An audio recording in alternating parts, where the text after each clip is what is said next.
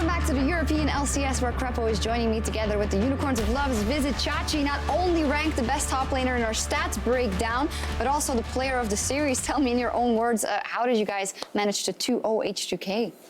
I think the past weeks we have had really good practice, and finally, after beating a lot of top teams in the practice and such, and we felt like everything is getting together, we managed to show it on the stage as well and 2-0 H2K, even though the second game was a bit closer than I would have loved it to. Yeah, I mean, sometimes when you're that good, you gotta play on hard mode, right? You gotta draft 3 losing lanes. I do know that Odawamne is now listening to this, so basically we could just ask you straight up, how come you dominated him so hard in that first game? Was it just a matchup?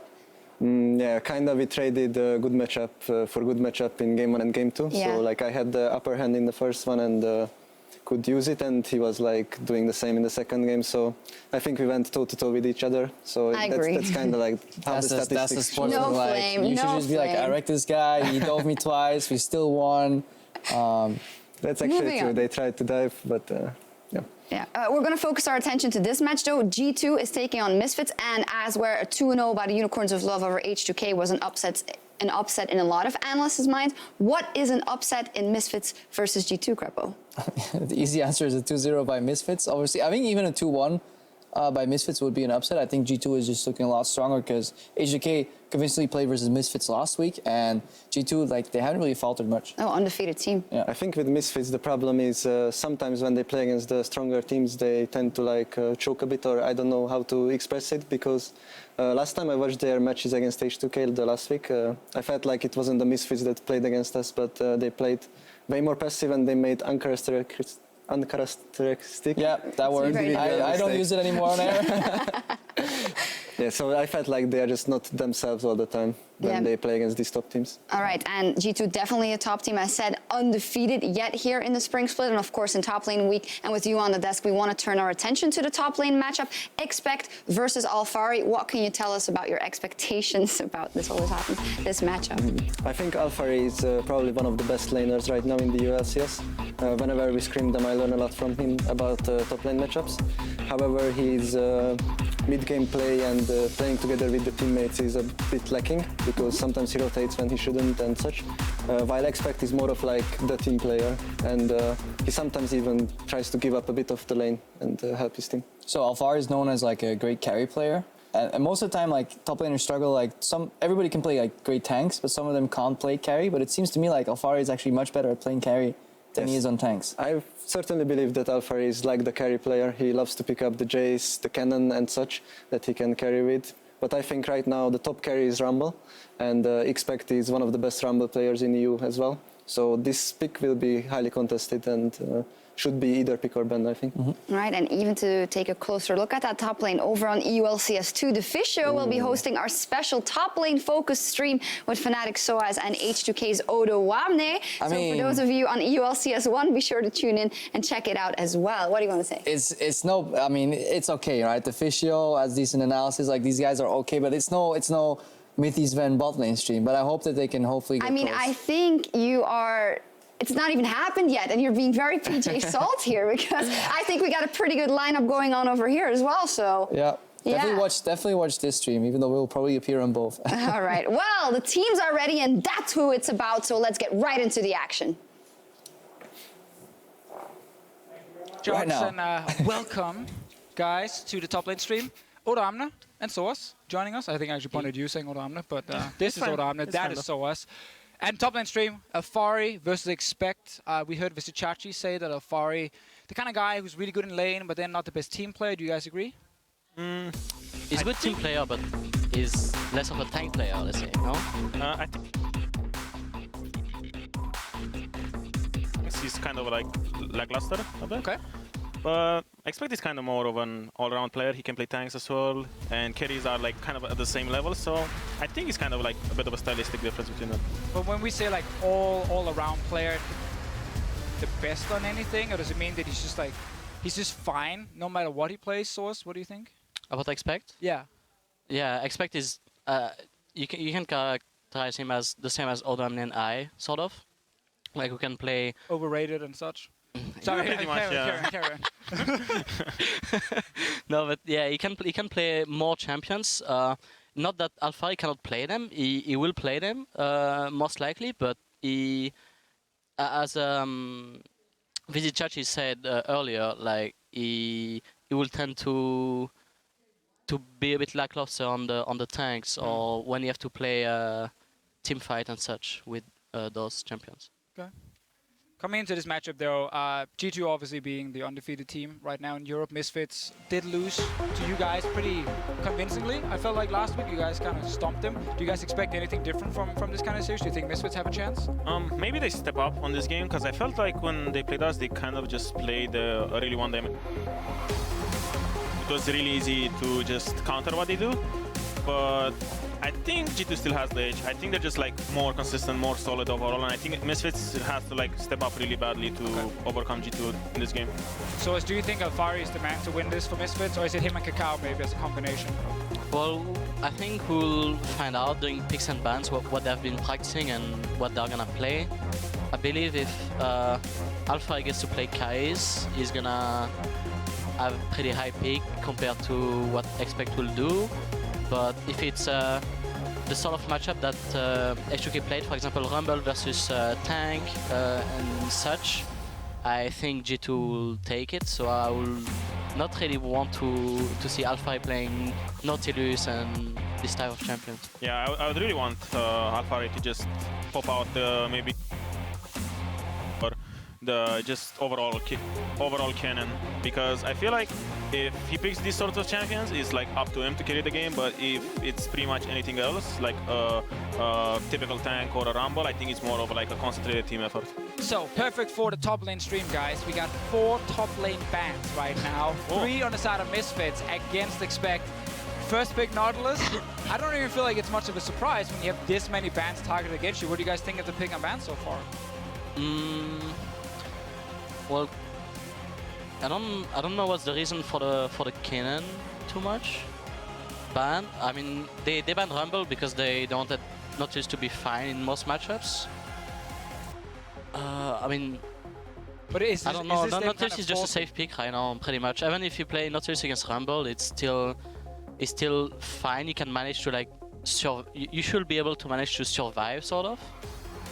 But I wonder what they will play into it. Yeah, I think usually maybe it's because there are so many bans, they just want to like ban cannon, so Misfits doesn't pick cannon as a counter to Nautilus in the third pick, because then it's kind of annoying. Because usually cannon comes out as a ban in the second ban rotation, just when you already show your top laner and you want to like just counter. You just want to ban the counters to your top laner. So I guess maybe that's why they want the cannon ban there. But do you think that cannon is actually good against Nautilus? I think laning phase Nautilus might win after first base. I think for pre-base cannon will win really hard. But I think after base, maybe Nautilus has like a bigger power spike, just because like cannon will maybe buy like Negatron or Recurve Bow, and then Nautilus just has like high enough base damage just to just like who can get good chunks off, because cannon won't be able to like sustain that much. But after like the maybe second base, then cannon will kind of like take over the lane really hard. We just go back to the pick and ban phase here. Like, seeing so many top lane bans is something we don't see very often. Is this a 7.5 thing, or do you think it's just Misfits trying to really force Expect onto a tank like Nautilus, which actually is a fine pick normally? So them banning out 3 top laners seems a little bit odd when then giving the best available tank.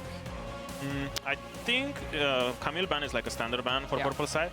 I think Shen is also maybe a standard ban against G2, just because Expect is kind of comfortable on it. And Rumble, I think many teams right now consider Rumble like the best blind top and maybe like the first pick material for blue side. So I guess that's the logic behind those 3 bans. You get the Renekton as well for Alphari. So basically Misfits kind of trying to force the Nautilus early pick from G2, which is a flex we have to highlight. Mythi has played it as support before. Would there be any top lane left for Expect to play against Renekton with the current bans? Like, is there a chance we see this Nautilus being flexed into support? I don't think they will flex it, just because there's so many top lane bans already. If they flex it, what will they play top, do you think? Maybe eventually Gnar? Probably Gnar into Renekton. Yeah. Or Misfits can now maybe ban Gnar, just to like ensure just to make sure that it doesn't get flexed. Yeah. But I think Gnar would be a decent pick, just because like Misfits has... It's pretty good against their comp too. Yeah, like Misfits has Graves and Renekton, so Gnar can just like rush Ninja Tabi, and then he kind of gets away with the lane a lot easier. Yep. Definitely also feel like you can play Nautilus support against Thresh down the bottom lane if you are G2. Yeah, Mithy likes to play it into Thresh and Karma, I believe, so... So maybe we're onto something here where G2 are actually kind of tricking Misfits. Misfits really wanted to force the Nautilus early pick into then a Renekton counter and try and play around the top side is what it seems like right now. Yeah, but I think it's gonna be hard for Renekton because side lane against Rengar is, once the map is open, you don't really want to go there too much. So Graves gonna have to babysit Renekton a bit, sort of.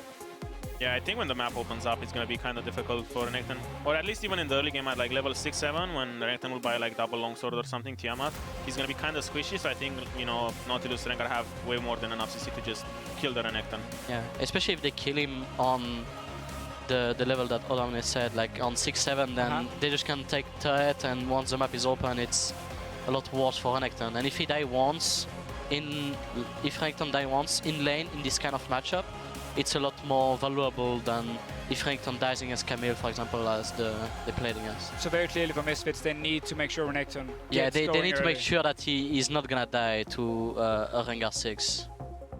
I think he's still fine, you know, even if he dies once, just because like he's just like a really strong lane bully, and Nautilus needs some levels and some items to scale. Like he'll still be fine in lane, but he kind of just like he slows him down a lot, you know, because he won't be able to like pressure as much, and then Nautilus will get like some XP, some extra gold, and it just makes it a lot easier for him to just go through the laning phase. Hey, a lot of people. Sorry, go ahead.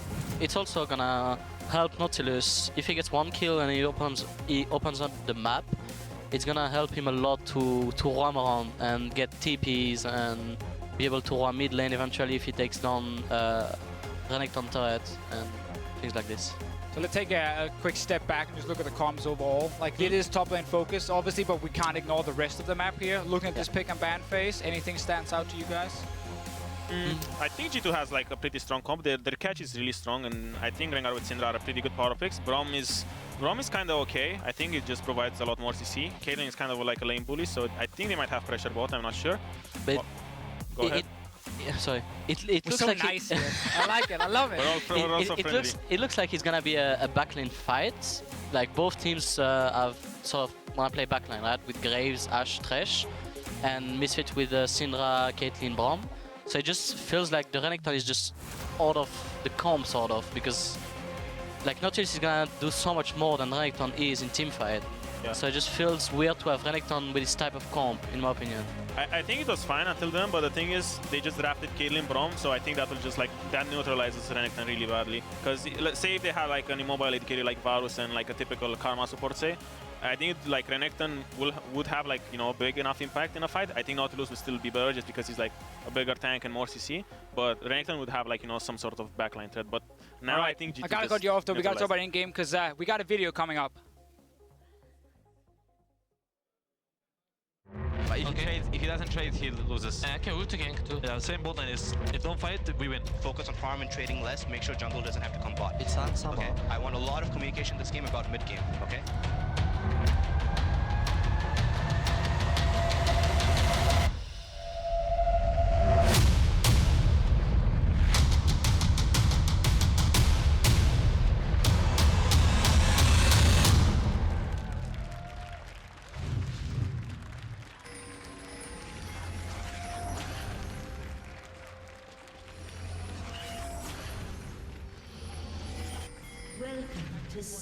Hide videos and then sit at home and go like, wow, I'm so excited to watch myself. Yeah, I am. I just watched them and I'm like, oh, I'm so hyped to have played that match, you know?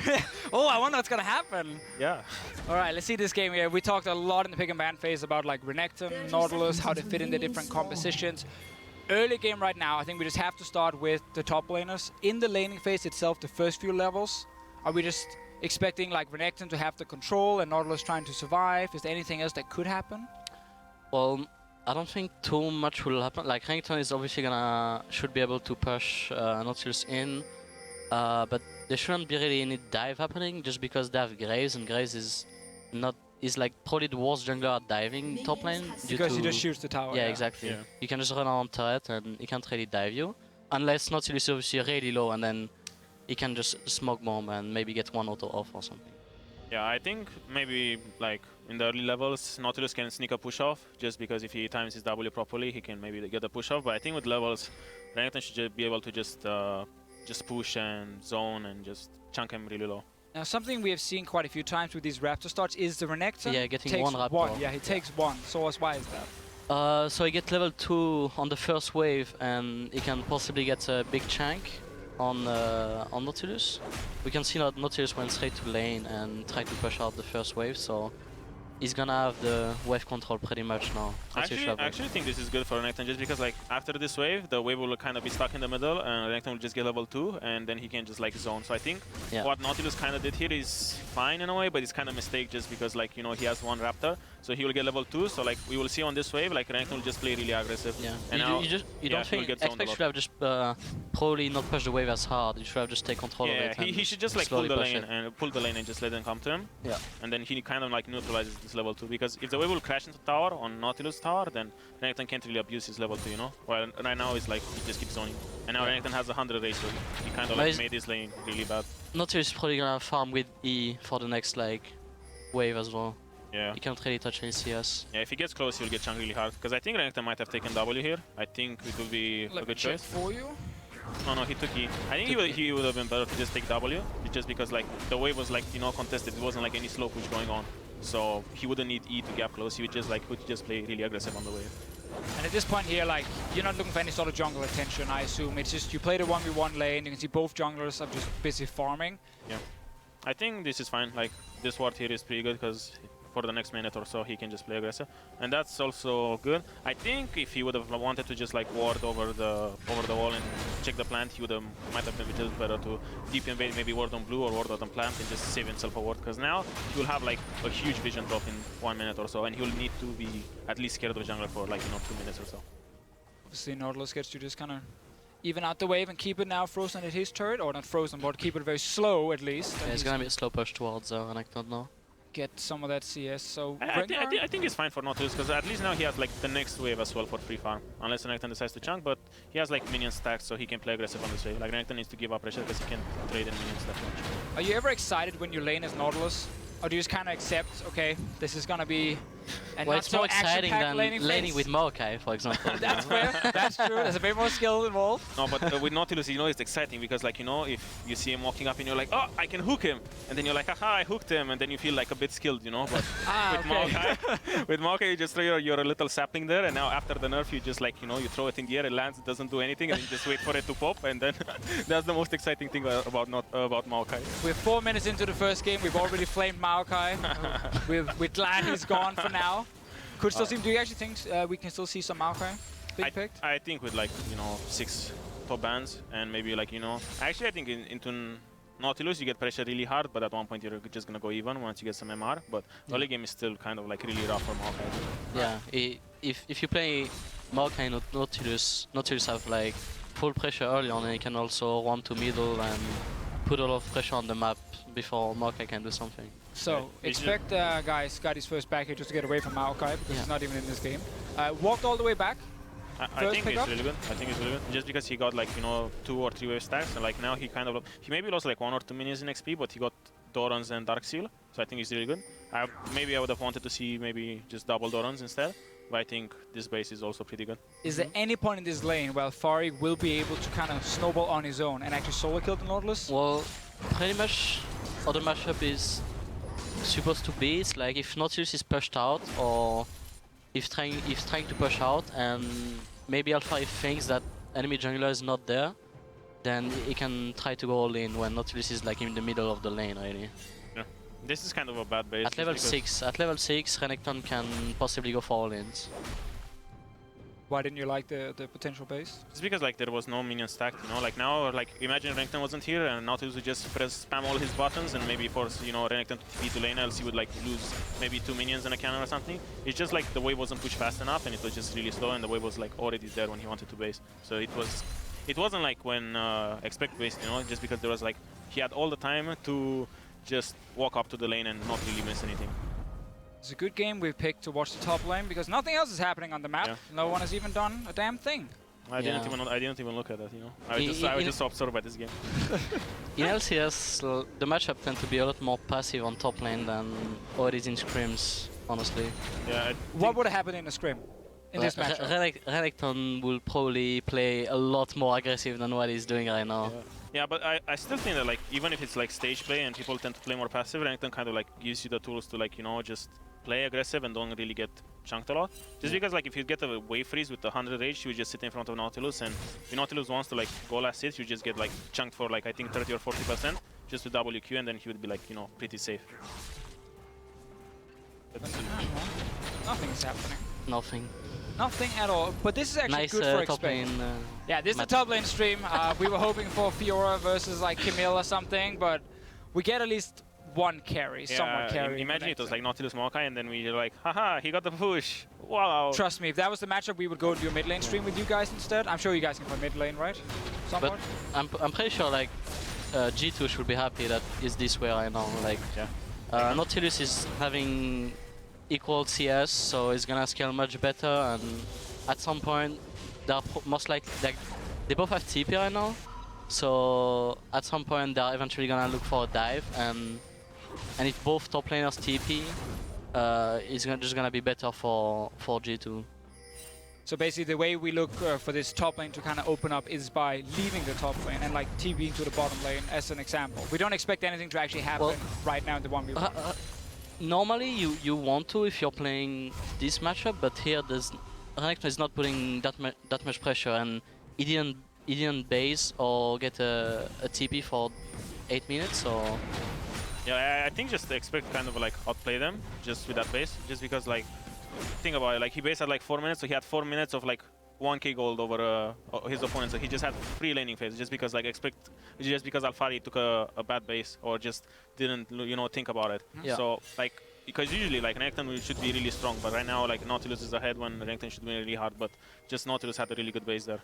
Yeah, it's not even like Renekton base is that great right now, because ideally you wanna base with your Phage, right? But here just base with the Phage and the HP thingy, so it's not even gonna be that strong. It's not like Nautilus is gonna get owned by... yeah, he should maybe just base with Tiamat and just have like a huge spike, maybe even blow TP to lane.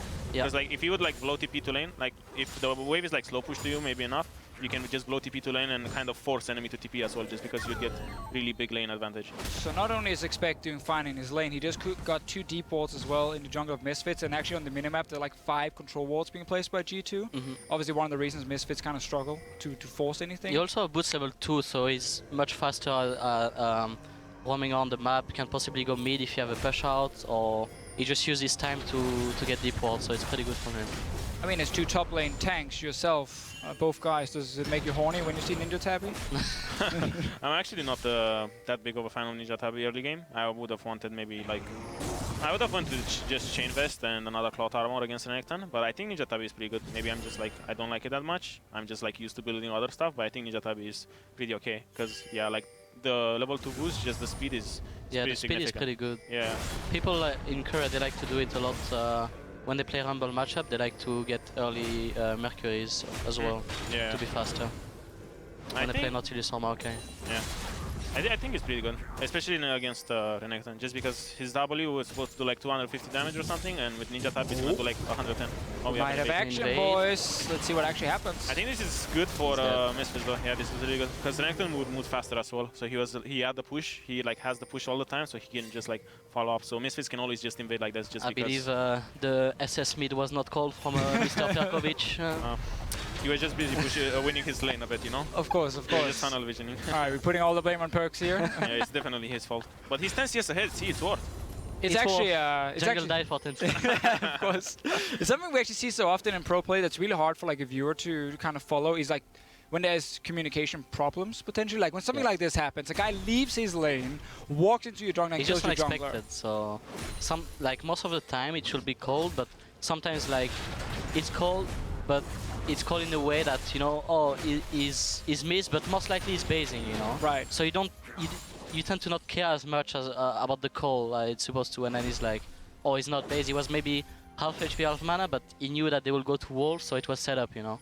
It's just called in a poor way, because there's times where even I call sometimes when I kind of like not really thinking 100% what they can do, and then it's like, oh, he's missing, instead of like calling a more direct call, like, hey, he's invading your jungle now, just be careful, you know?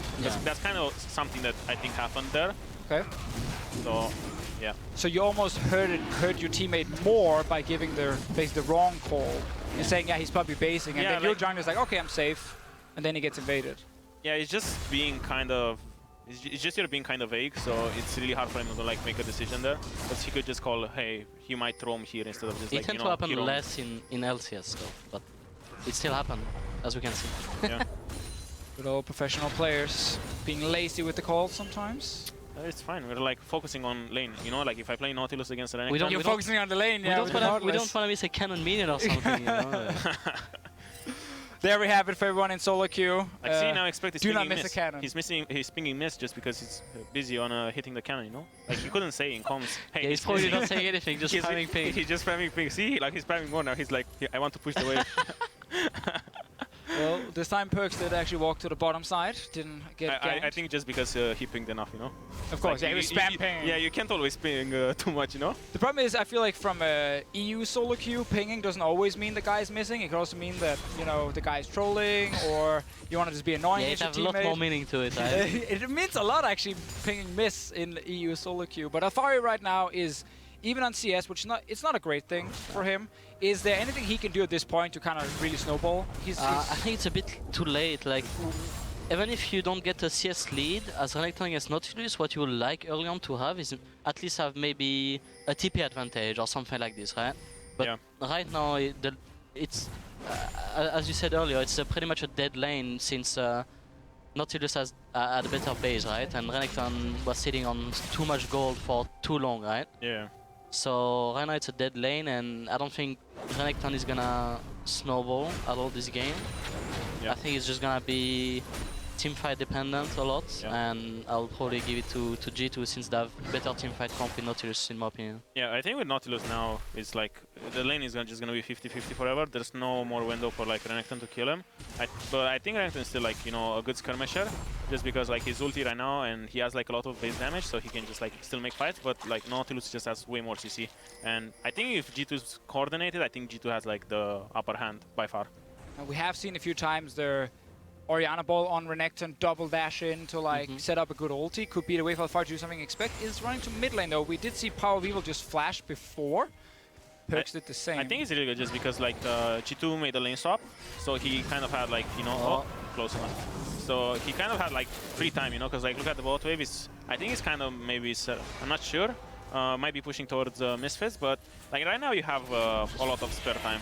Oh, he's pushing towards G2, so this is perfect. Like he doesn't need to be bot right now. He just needs to like catch that wave when it goes to tower. So like see now he's roaming back to the bot to catch the lane, and for like the whole minute before he just had like pressure just because he wasn't needed on the bot lane. You know, he just had free roaming power.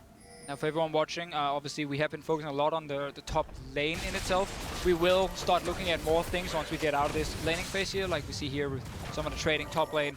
Overall, if you look at the game itself, it's looking pretty bad for Misfits.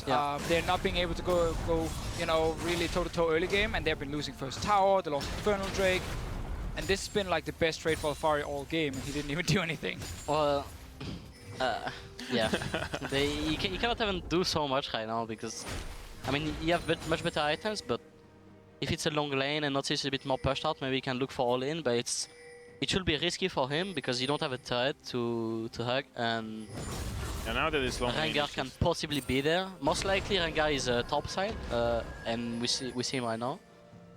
But yeah, like the only way Renekton can win this lane, like even now in the long lane, is just like he needs to, if Expect decides to just do like his usual WE, like auto back, try to trade back, Renekton just needs to pop his ulti and chase him down the lane. That's his only win condition right now. Just because those trades without like ulti are just like irrelevant kind of. And we see a lot of roams now. They kind of trade time to roam. First it was Expect, now it's Alphari, now it's Expect again. Is this just a very standard in their mid game as a top laner when you can't just win your side lane? You can go. Okay, I'm so glad you both want to jump in. It's not really about winning the side lane, it's just because like if Renekton wants to roam, then Nautilus will be out of the way first, so then Renekton will be late to the lane, and then Nautilus can roam, and then it's like you just trade the windows of like 30 seconds where each other can roam, you know? Yeah. But before it was because both tier 1s was up on top lane. Right now the map is open on bot. I mean, there's one threat gone, so expect to have a much easier time of roaming on the map. Because the lane is long, right? You can just set up a slow push and then move to middle as he did earlier. He just missed one wave, but they got mid turret for it, right? So yeah, but it's like the downside to this matchup is like Renekton cannot keep Nautilus in lane anymore, you know? Like if Renekton would be like strong enough, he could like just keep Nautilus in lane. He could just like chase him down, you know, and just keep him in lane and force him to trade back with you. But now like Nautilus is just gonna press WE, clear the wave in front of him and just like roam to middle lane or something. Right, so we're waiting for... Expect to catch the wave, leave again. We're this waiting time for the Alphari can kills. move though. We're Yeah, on the kills. waiting for the kills because Source has promised us he will also try and play-by-play team fight. Might not be the first game, could be the second game, but it will happen at some point. We can, you guys both allowed to take turns. We don't have to, obviously. We can just kind of talk over what's happening. We can dual cast it. Oh, to be insane. Triple color. You guys are actually dual casting. I'm the host here. Oh, okay. It's all about you guys and about Alphari and Misfits. We need your help also, like, you know, we're new to this. I'll try. You're like, since you're like, you know, player career wasn't so bright, you're like casting career is like amazing, so we kind of like trade turns now, you know? That's fair. Okay, I'll take that one. I can't say much against you guys. Sadly. Did you actually realize when Soas was a professional in Season 1, you weren't even close to being challenged or anything? Was Soas like, was he your senpai, was he your daddy or something? Actually, I wasn't even like playing ranked. Actually, I will tell you a story. In Season 1, I had only one ranked game, and you have only one guess to guess. What champion did I play? You played Rammus? This guy got it. Come on. One ranked game when Soas was playing in the World Final in Season 1. Yes. Like I played Maokai, like the whole Maokai, you know, where you press ulti for damage and like in front of like everyone, where you just have to like place it on the ground. Was it AP Maokai? I think might have been tank already, so I don't really know. Damn. But I think it had like raw and stuff. But back then I didn't really play solo queue. I was just like that normal player. I was like playing without runes and masteries because I was like, hey, I'm good enough to like, you know, I don't need this to like beat other people. So I was just like this kind of like cocky kid. They're gonna get Herald for the Rengar. It's gonna be way too strong now. What do you guys think of Rift Tail buff as top laners? About us, sorry? What do you think about the buff from the Well, Rift it depends Tail? about the matchup, obviously. Like if you get Rift on Camille or Renekton, if he's ahead, like in this matchup, if Renekton gets Herald, it doesn't do much, right? But if you have Camille or Renekton is ahead, then obviously it makes him even stronger, right? Yeah, like if you have a carry into a tank pretty much, except for Rumble maybe. Even on Rumble it's pretty fine if you ever play against tanks, where you just don't proc it that much. I think it's really good. It just makes the tank side really hard. And if you have like say matchups like this, even tank versus tank kind of makes it good if you have like tools to like engage. Like for example, if you have Nautilus or Maokai, it's kind of good just because you win side lane a lot more. So if you have a carry top, is it ever worth it to put priority on getting the Rift Tail, or is it always, well, we're winning anyway, we have control? I think there's a lot of factors that go to it, right? It depends, like, so you're gonna lose tempo if, like, not in this game, they didn't lose anything because they are like pretty far ahead in terms of tempo already. But it depends at the moment that you do Herald, right? Because if you lose a lot of tempo to it, and you might lose your full vision and they will get deep wards and they might take a turret for it, then it's not worth it, right? Yeah, it's not really worth it. You should only take it if it's a free Herald, pretty much. Okay. If your team has like the time where you have like already the vision set up and you know, like say you took all the others and then you took Drake and there's like nothing to do on the map and you like, you know, invaded or took their jungle camps, you can just go and take Herald. Kind of the problem about the buff, it's lowest on the list. Like when you check everything off, like have you taken tower, have you gotten vision, have you pushed lanes, then like down in the bottom, last one always, you got it right, yeah. right down there in the end. Just doesn't give you enough. It gives you like what, 50 gold per person, everyone buys a potion. Wow, you won the game. We don't want to see potions at that point, we don't want to see control wards, obviously. As Oramna, you're the team player, that's what you're known for as a top laner. So what are you known for actually right now? It used to be the great escapes, the flashy plays, the 6 top lane. The 6, the crazy picks. What are you known for right now? I don't know. I'm just I'm a washed up top laner. I'm being known for being washed. Hey man, at least maybe you can become like a great caster like the Fisher kid, you know? It's kind of how it goes, you know. Become a pro, get washed up real quickly, and then boom. He had an accent like you. He had like that pretty Danish accent, and you have your French accent, and look at how good he is now.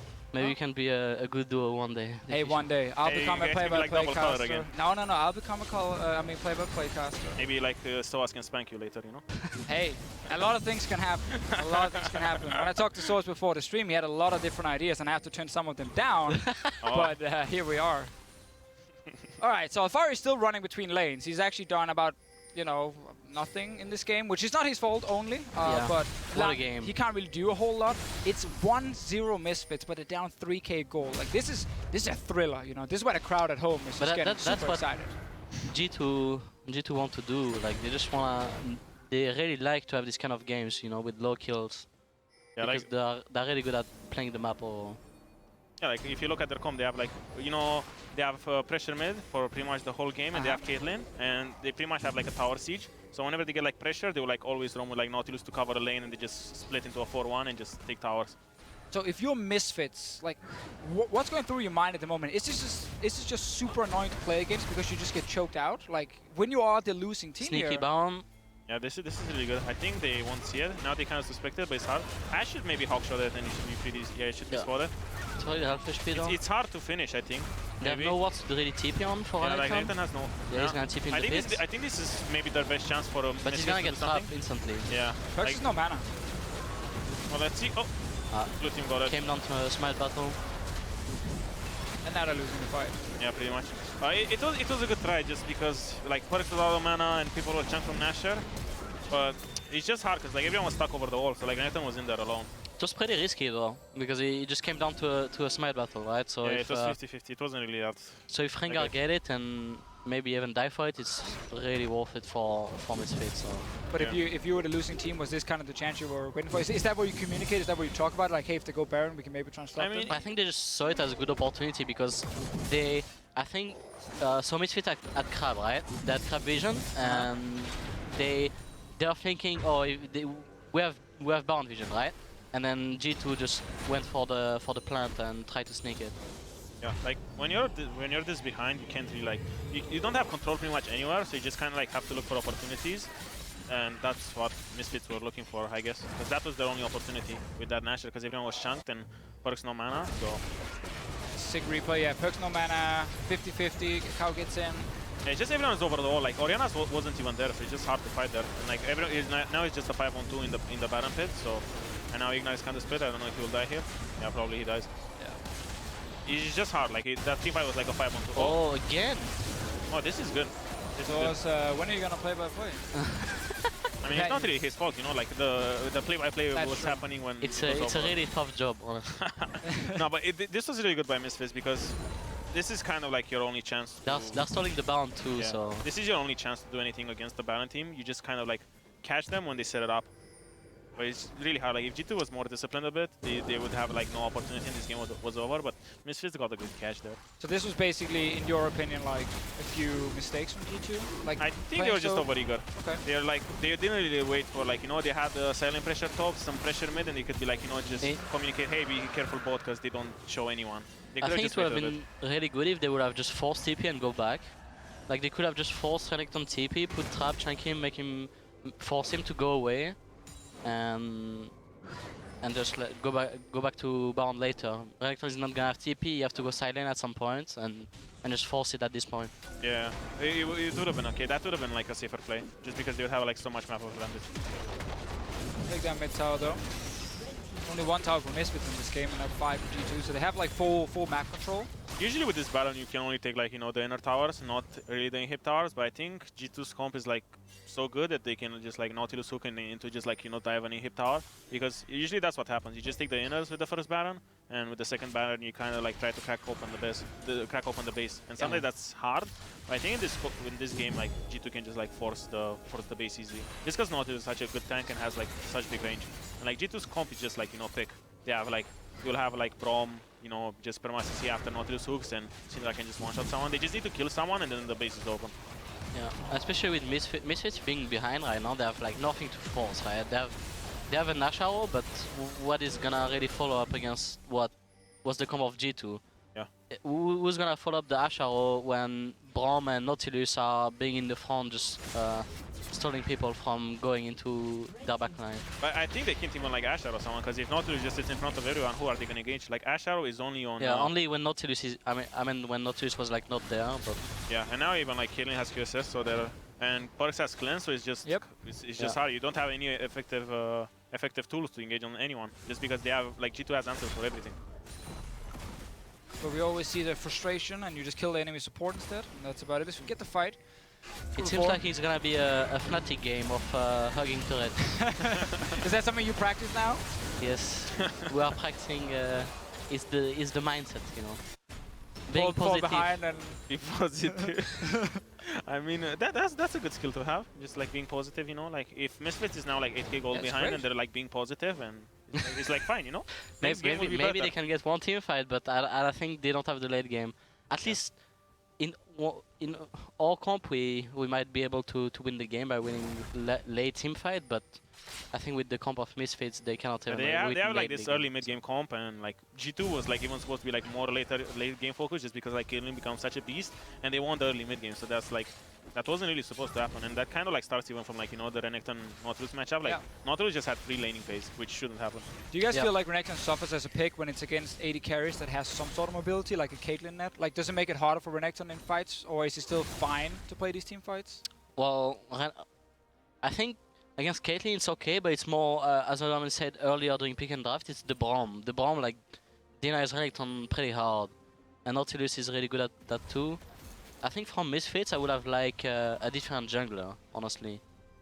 Just to like set up the Renekton early on, and I don't really think that Graves against Braum, Syndra, Kate. I don't remember when it got picked, but I don't think Graves do so much against those champions. I would have wanted like Elysian or something, just like something with early gank pressure. So maybe like Renekton is just like kind of notorious for just like you can die from 100 to 0 if he has like stacked rage, and like Nautilus in the early game he's still a tank, but he's just sitting on the potion that's like giving him no stats. So like if they go there, they could just like kill him easily. And as for team fights, I don't know, with Renekton is just really hard, just because what he was good at was when you would play lethality AD carries, and the lethality with like 40 armor pen would hit the tank, and he would do like 100 damage. Yeah. But right now, like with Kaylin with like 80% crit and maybe like Last Whisper soon, she's gonna hit for like 500 every auto attack on the Renekton. So he's just really hard for him to do something, because like now he has like he's kind of full damage and only like a Warden's mail.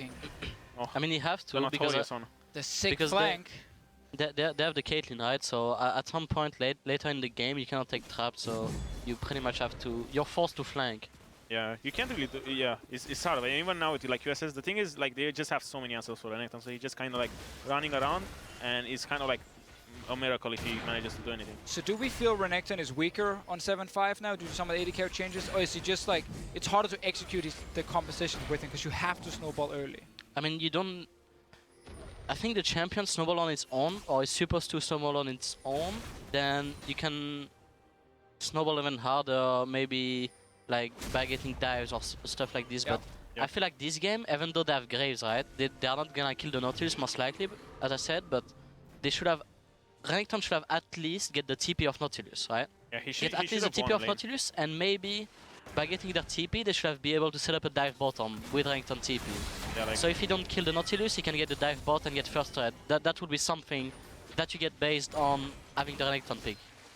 Yeah, I agree. Like, for example, even in our game against you all, like we had Camille into Renekton. It's like kind of carry versus carry, and just like Vijachi just played like really well on the Renekton, so he just kind of like punished Camille's weak early game, and it's kind of like the same situation here. Like Nautilus has a weak early game, and like Renekton should have been able to punish it just 1v1, just because like that champion is so strong. Oh, also am I getting one shot? Yeah. Oh, it's going well though. Like Nautilus in the front of everyone. Like look, everyone's focusing Nautilus and nothing's happening, while Renekton is heading away, but they can't.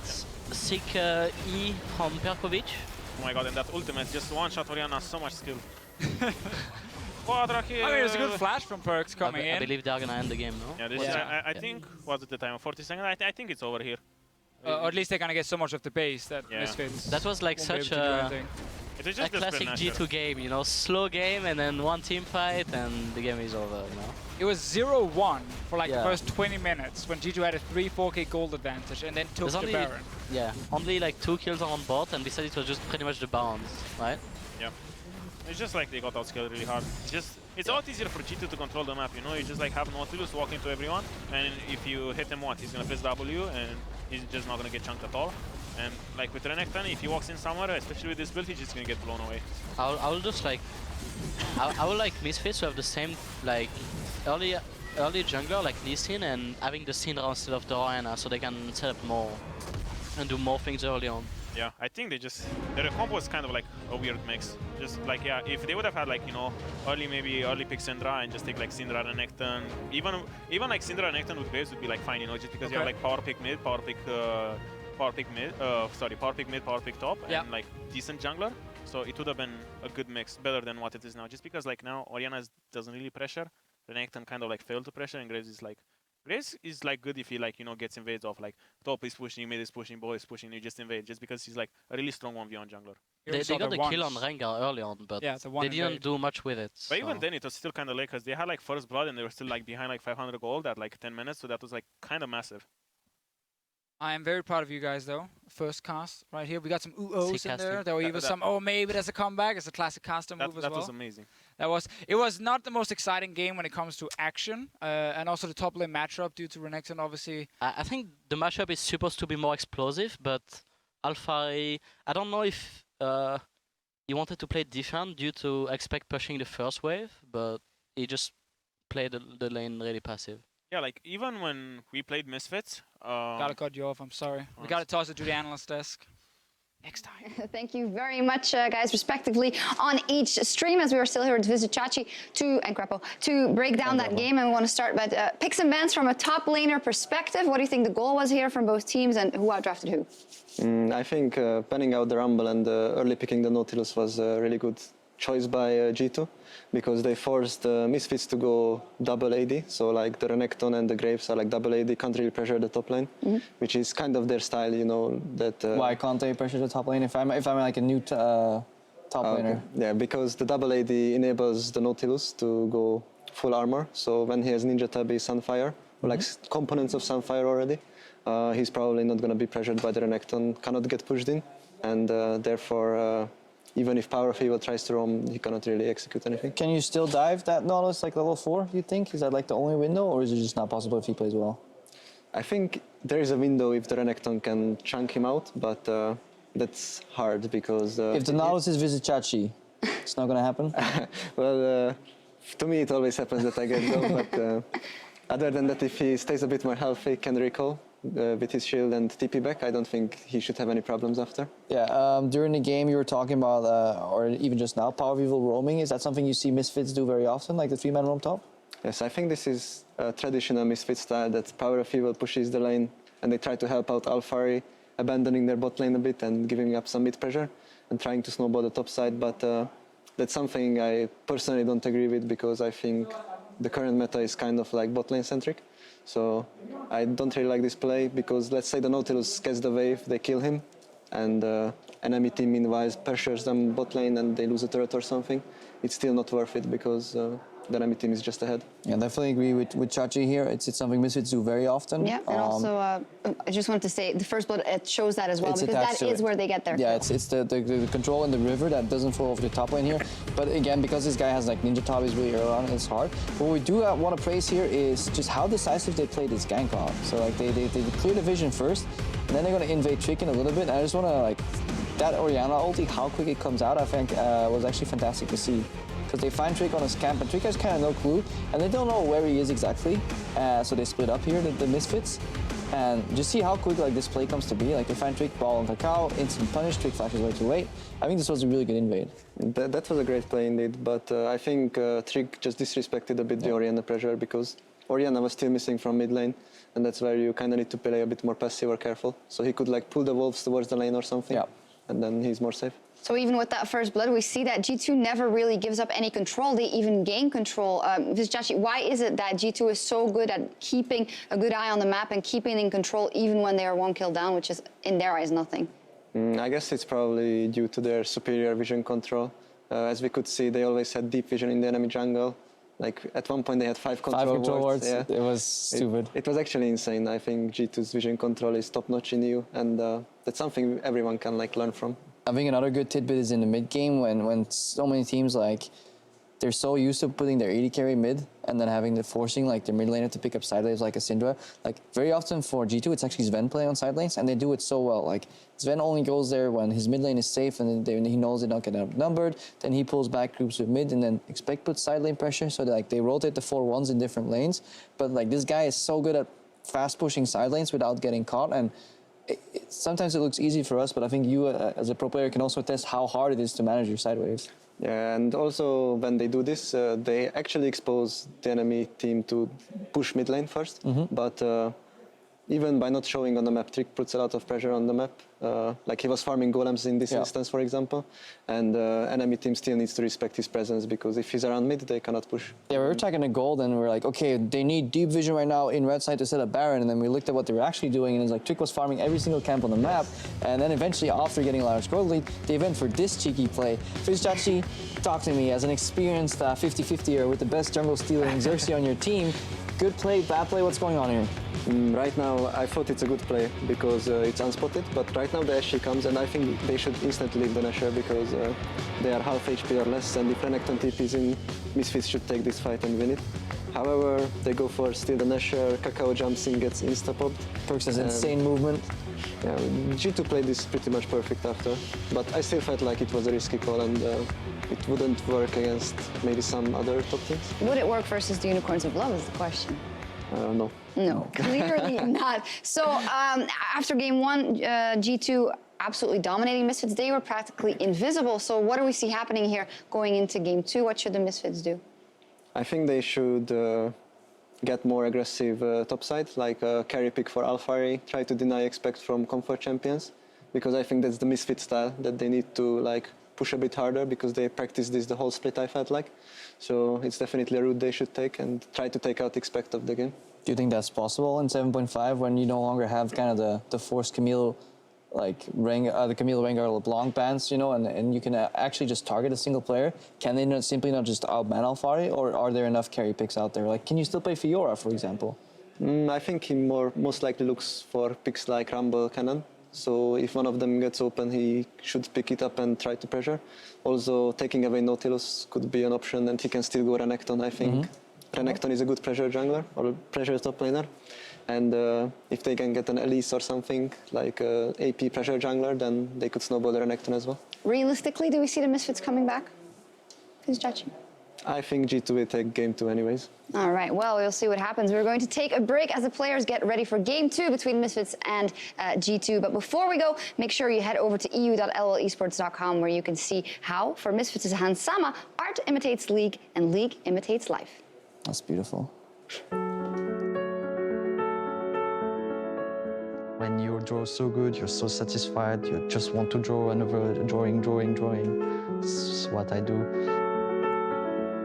And there's a point where you fail, you play so bad, you draw so bad, but keep going, just keep going. My name is Steven Leaf. I am the artist known as Hans Sama.